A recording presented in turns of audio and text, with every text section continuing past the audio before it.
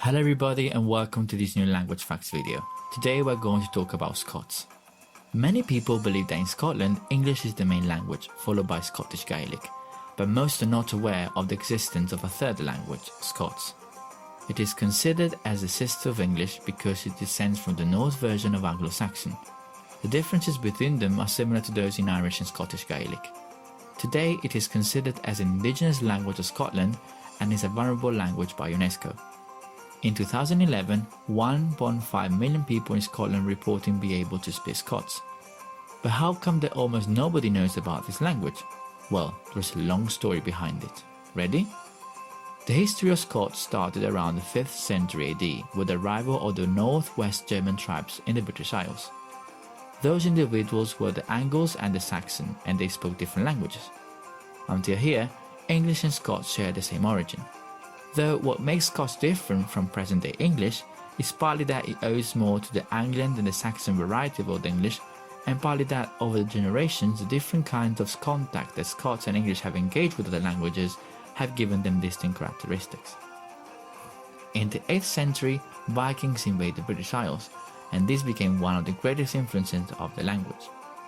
Old Norse became so influential on the Anglian dialect spoken in Caledonia that some linguists like Maguire called this new variety Anglo-Scandinavian. The language spoken by the Vikings tribe did not only have an impact on lexis but also on pronunciation. The very plosive consonant k and g replaced the Old English affricates ch and j, being illustrated by the words kirk, church, brig for bridge, and muckle for much. However, another language was influenced in Scots, and this was the Celtic language which survived invasion, Gaelic.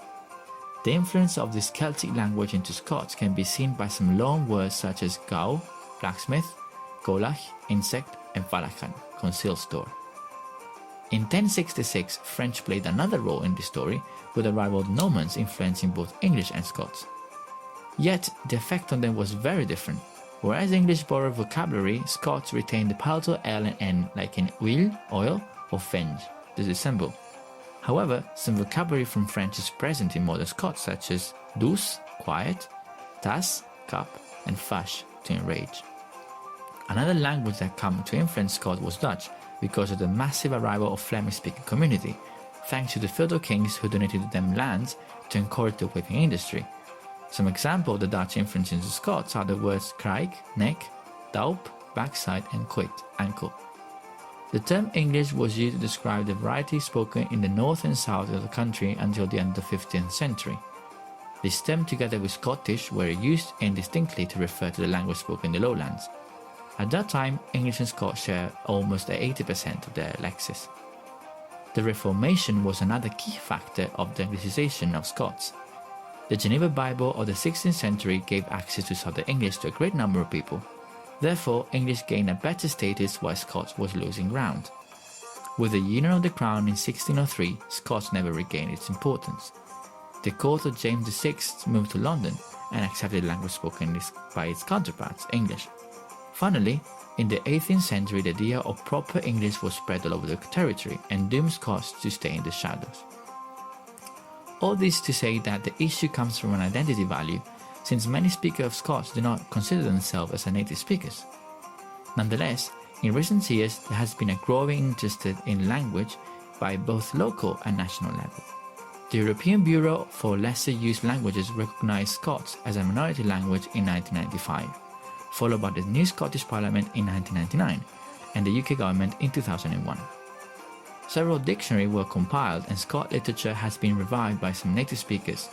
In particular, the Scots poet and novelist Matthew Fitz founded Ichiku, a publishing imprint which goal is to reintroduce children to the Scottish language. Even he translated Harry Potter, so, you know.